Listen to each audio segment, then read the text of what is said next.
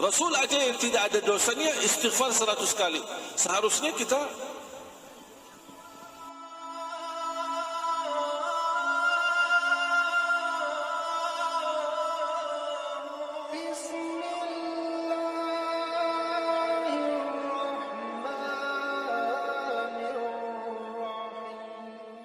ulama berkata, la saghirata ma'al israr. Yang terulang berkali-kali bukan kecil lagi, sudah menjadi besar. Wala kabirata ma'al istighfar. Tidak ada dosa besar yang bisa melawan istighfar. Makanya bahagia seorang yang suka beristighfar.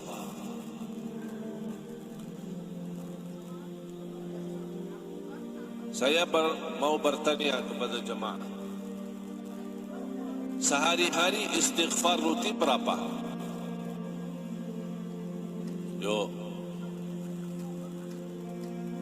berapa banyak sehari istighfar?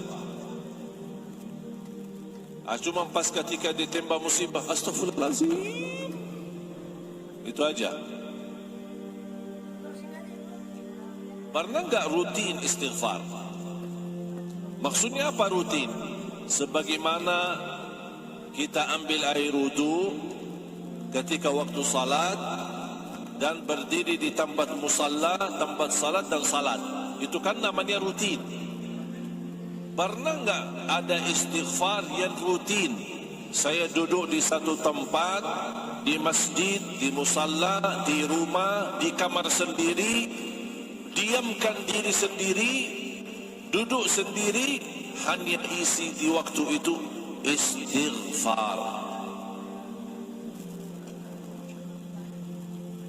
Berapa kali bebas? Kalau Rasulullah SAW setiap hari 100 kali istighfar, dan itu rutin. Ya Allah, bayangkan Nabi Muhammad, Nabi yang suci, Nabi yang mulia, ma'asum, tidak berdosa, tapi dia beristighfar 100 kali. Kita yang setiap hari berdosa, setiap hari tak sadar tidak sadar menyakiti perasaan orang lain, sadar tidak sadar menzalimi orang lain, menyakiti hati orang tua, menzalimi anak kita. Berapa banyak dosa yang kita lakukan, yang kita sadari maupun tidak sadari, sedangkan tidak pernah istighfar. Rasul aja yang tidak ada dosanya istighfar 100 kali. Seharusnya kita kalau bisa 1000. Karena kita manusia tidak terlepas dari dosa. Jangan malu berdosa, tapi malulah kalau tidak mau beristighfar. Mengapa jangan malu kalau kita berdosa? Karena kita manusia tidak akan bisa terlepas dari dosa. Makanya jangan malu kalau kita berbuat salah, tapi malu kalau sudah tahu dan kita sadar ini salah, ini dosa, tapi belum mau beristighfar. Ini yang harus buat kita malu. Apa bukti kita tidak bisa terlepas dari dosa dan maksiat? Tahu enggak buktinya apa? Ayo, apa bukti kita tidak bisa terlepas dari dosa dan maksiat? Buktinya apa? Tidak ada siapapun yang tidak berdosa. Mau dia ustaz, mau dia kiai, mau dia habib, mau dia ulama, mau dia orang biasa, semuanya berdosa. Bahkan tidak boleh ada yang terlepas daripada dosa. Kata siapa? Bukan kata saya, kata Rasulullah sallallahu alaihi wasallam. Kullu ibnu Adam khata'.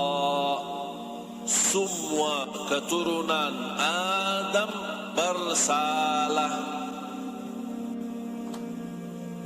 Berarti kita tidak terlepas daripada kesalahan. Itu sesuatu mau tidak mau pasti bersalah. Tapi ya Rasulullah, kalau kita memang semuanya harus bersalah atau tidak terlepas dari kesalahan, gimana solusinya? Wa khairul khatta'in at-tawwabun. Bukan persoalannya kita bersalah, tapi kata Rasulullah, yang terbaik di antara kalian yang bersalah, yang suka selalu bertaubat. Jangankan kita istighfar karena salah dan dosa kita, habis salat aja kita istighfar. Kira-kira berbuat salat itu perbuatan dosa atau salah? Salat itu dosa? Apa salat itu kesalahan? Terus kenapa habis salam istighfar? Kan habis salam kan astagfirullah, astagfirullah, astagfirullah. Kenapa? Kan disuruh istighfar karena dosa, istighfar karena salah. Dosa yang kita sadari maupun kita tidak sadarkan. Terus kenapa kita habis salat suruh istighfar? Hah? Belum khusyuk.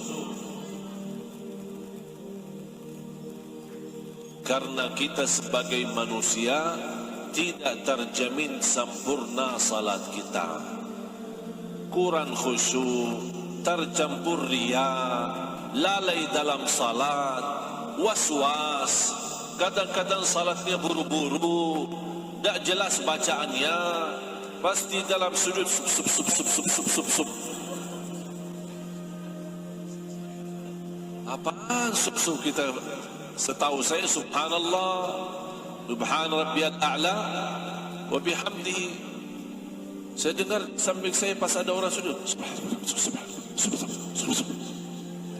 ya Allah, buru-buru ini.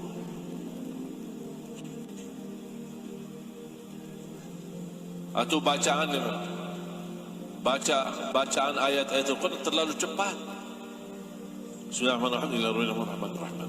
Apalagi kalau sir, kalau jahat masih kita bisa. Kalau sir,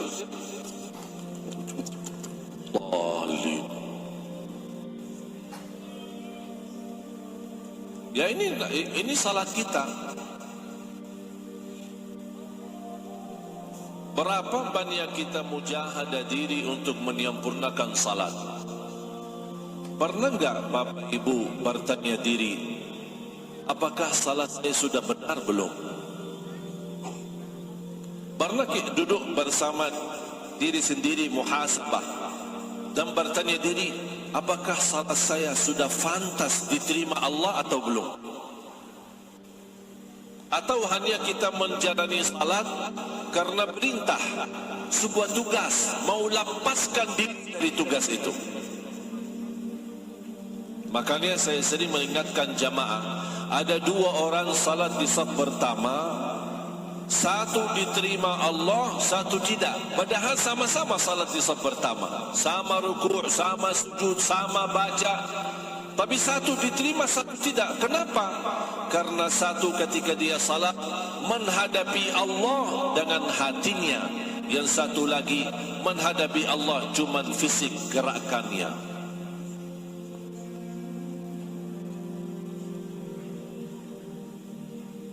Apalagi kalau kita masuk masjid melihat orang-orang yang sedang salat sunnah qabliyah atau salat tahiyatul masjid. Coba lihat, pandangin orang, berapa lama salatnya?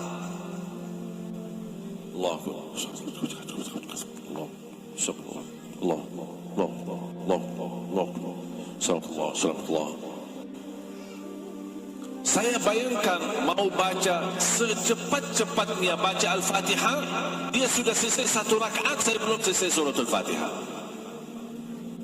Habis selesai selamat Allah, ya Allah mohon diterima. Apaan yang diterima? Apaan yang diterima? Yang mana maksudnya yang diterima? Ibadahnya atau fisiknya? Gerakannya cuma gerakan saja. Dan disitulah Bapak Ibu mulai banyak masalah di dalam kehidupan kita, karena salat kita belum beres.